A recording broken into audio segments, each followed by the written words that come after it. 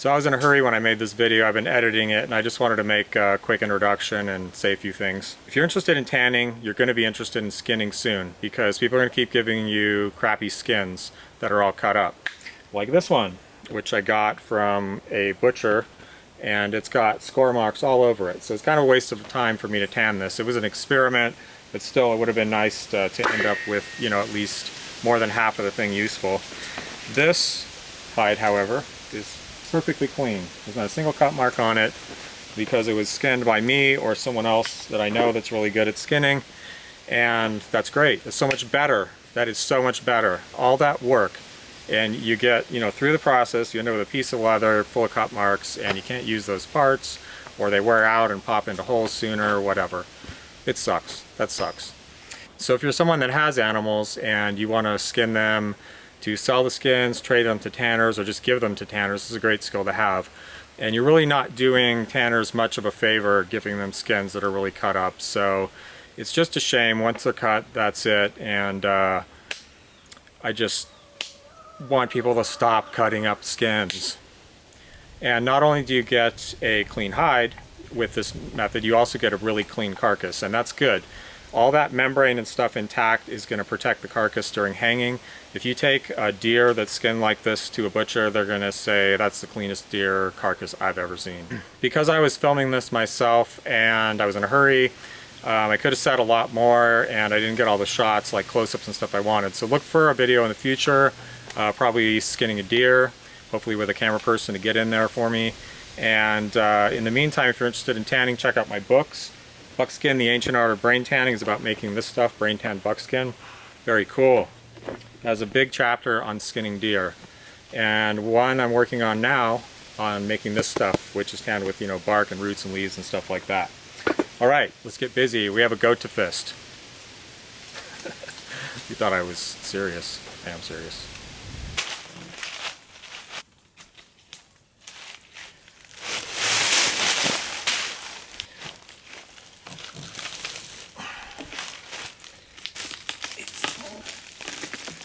Good evening. It is hot. It's about 98 degrees. It was 103 in the shade today, but I had to kill this goat and get it over with, and I have strategies to deal with the meat, so it's all going to be good. So the purpose of this video is to demonstrate the way that I skin deer and goats if I want to keep the skin for tanning, which I always do. I've just developed strategies and kind of a system that I use to get the job done relatively efficiently. So there's more than one way to skin a cat. I'm not saying at all that my way is the best way. This is just like kind of what I've developed over the years, and I'd love to hear any input anyone has on how to do it their way or better or whatever. So let's get going. All right, first I want to talk about attitude when you approach this kind of a job. For a lot of people, they feel really squeamish and real tentative about the whole thing, but you really need to kind of dive in there and get intimate with the carcass and get bloody and just give in to that, because if you don't, it's going to take you forever. And that's real important, especially with the techniques I'm going to show you, which involve really like literally getting your fists and elbows and stuff into the carcass to get the skin off without cutting it. So attitude, go for it. I cut around the neck here so the skin at the neck is free. If you hang from the neck, it's a little bit easier, especially for novices. And then I cut her open here, took out all the way from the anus. I took out the bladder and the anus and all the intestines and the stomach and the liver and the kidneys. I saved the fat aside for tanning hides later and or eating. I'll have to render that. And the heart and lungs are still in here. Okay, so that's where we're at. There's still quite a few cuts to make, so let's get busy. So the other things I have, a towel to wipe my hands, to keep them clean, because I'm constantly going to be grabbing the animal, grabbing its legs, grabbing the fur. I don't want fur on my hands. I have a hose handy, for the same reason. I have a steel for quick sharpening, and a few bowls, a bowl of vinegar water, which I already used to wipe out the body cavity to get a little bit of the blood out of there. And I think that's about it. So first of all, I'm going to remove the legs. You want to feel the leg like this for this joint, and there's kind of a pit in the back here. of the front leg.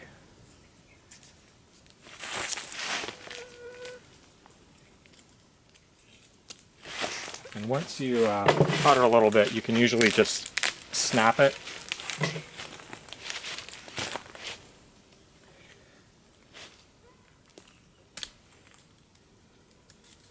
And I have two knives here. I'm going to designate one for cutting stuff like this where I'm hitting bone, and one that I'm going to keep a little bit sharper for skinning.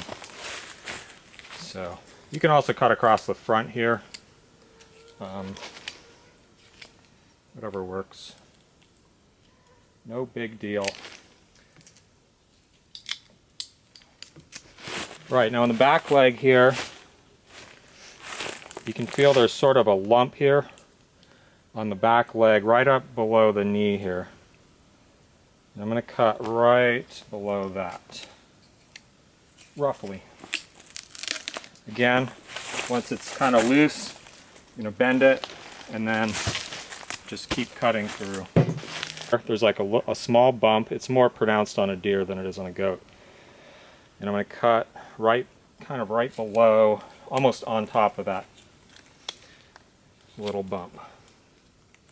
So what I'm doing is I'm cutting through all these tendons that hold the joint together, and then I can start taking the joint apart. Okay, I got my sharper knife. So you want to make all the cuts that you can, definitely sharp, from underneath the skin. Alright, so I'm sliding underneath the skin, and what that means is that I'm not cutting as much hair. So if I came like this and I was cutting, I'm cutting through all this hair, and all those little bits of hair are going to get on the meat. Plus this is just easier. Look how I'm just unzipping this. Next cut, inside of the legs. You pretty much want to go right, evenly divided on the inside of the legs and up to the breast here. So I'm going to slip my knife in here and then just, can you see that? Pull this along, slide my knife, make this angle right here all the way, and then cut through. Alright, let's take a look at the back legs here. I'm going to do similar to the way I did the front legs, except I'm going to go along the back edge on the bottom here. See that? Instead of on the inside. And that just makes for a better hide, basically. Just works better.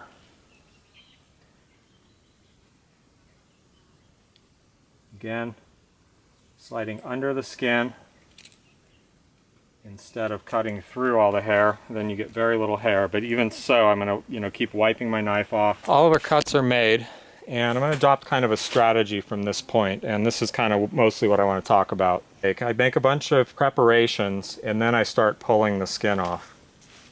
Okay, so the first one is I want to get in here. Okay, the main thing you're going to notice is I don't use the knife very much. Okay, so what I'm doing now is I'm just getting the skin started, or this, starting to get the skin free from this kind of membrane and fat stuff right here. Now if you're hanging from the back, you want to do this too, to the neck. You really want to actually get it flayed back about halfway, at least most of the time, because the neck can be really tough to skin, especially on bucks. Okay. Alright, and same down here with the breast area. So there's a kind of a cross cut like this, and I want to peel back these little bits. But what I'm doing is I'm just trying to get underneath this membrane and stuff, because I want to get between the meat and this membrane and the skin and start getting my hands in there. Boy, this takes a lot longer and is harder when you're talking all the time. Pretty soon I'm just going to put the knife down and I'm going to start sticking my fingers and fists and stuff in there to see what I can get free. Alright, my stupid camera overheated and shut off like it always does in hot weather. Actually, it just does it all the time. So I already got started here. What I did is I just got a small place where I got completely in between the meat and the skin and like this membrane here. And then I got my fingers in, got my fist in, and just kept going. But what I'm trying to do here is I actually want to leave the neck attached for now, at least at the back here. And I want to work down into the shoulder and down the rib cage and get this freed up. And then work down here and get this freed up until basically just the back is still attached. And then I can just pull the back off all at once. All right, so let's get back to work here. So this is called fisting. And I'm literally just working my fist down. And I'm also getting my knuckles in here, and I'm doing this kind of like wriggling motion to really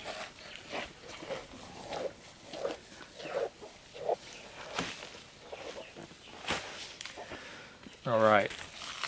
And this is also another good technique, is just grabbing the skin here and using your other hand to push the carcass away while you pull.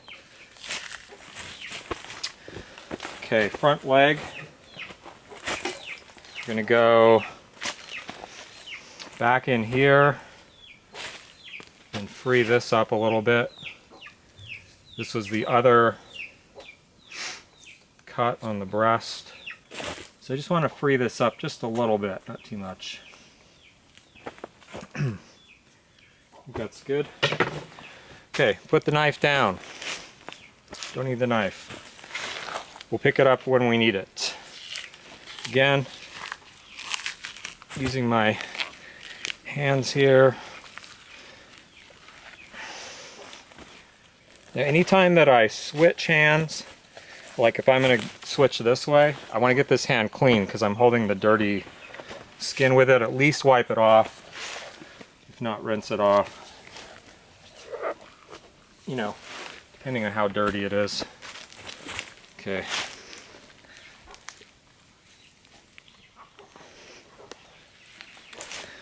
Alright, so what I just did is I just worked underneath the arm until I got my hand through here. And that should allow me to just pull this off.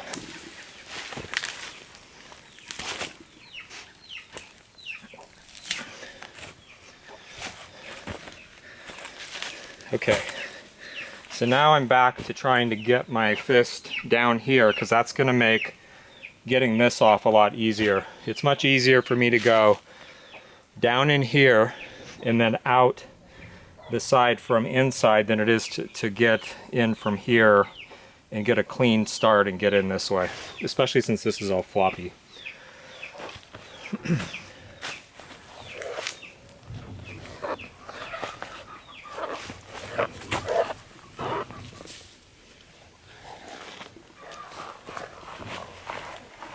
So I got my hand all the way down here.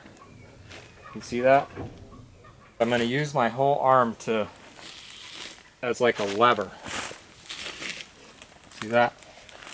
And I can push my fist down further.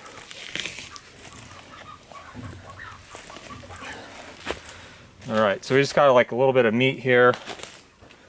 No big deal, I'd rather it wasn't there. So I'm going to come in with the knife.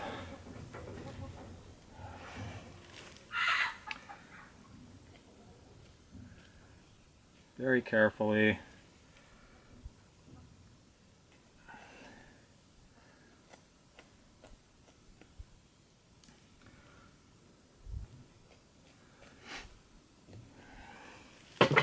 See what we can do there. All right.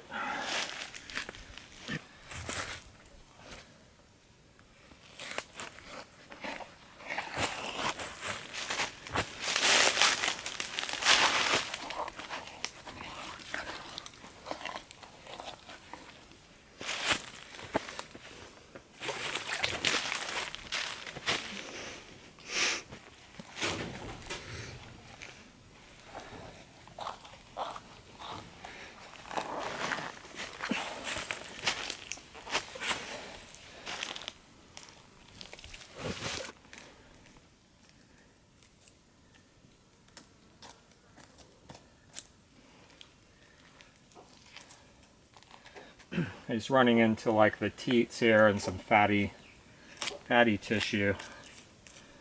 I just want to get past that. There we go.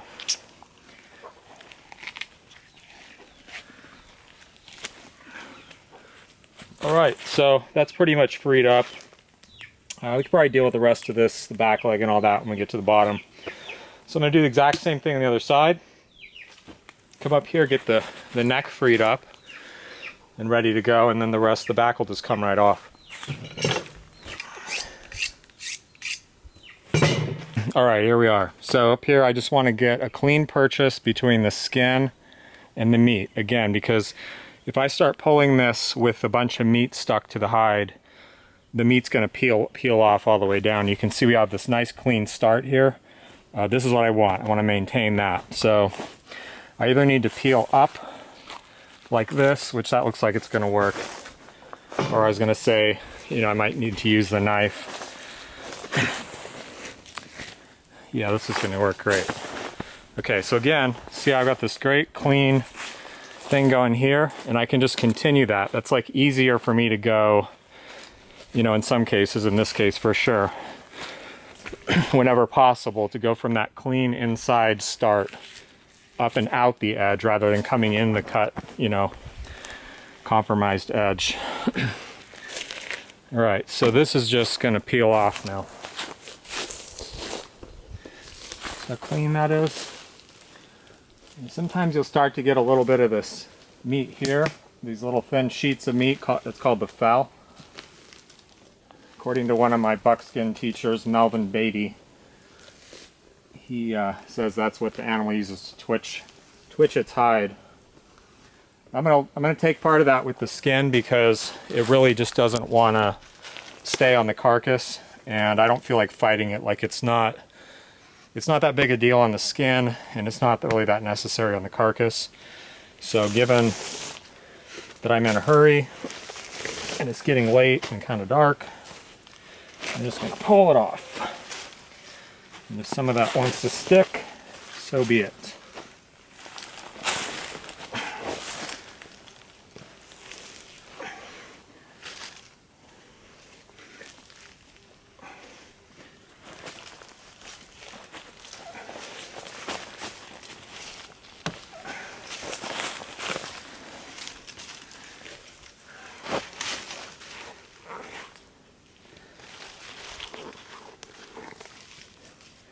Okay, so here I just got him all the way around there, which is good because now I can just pull this off easily.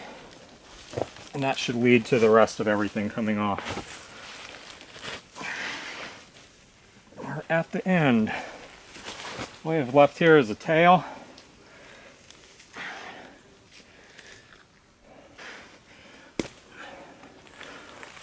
All right. So we have a perfect skin.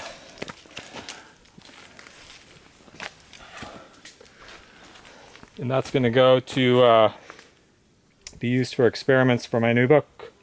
So if you have things to add, I'm always glad to pick up new skinning tidbits. I've learned a lot from hunters and butchers and stuff over the years. And I'd love to hear it. Or if you think I'm a total idiot or you think I'm fucking awesome, whatever, leave a comment.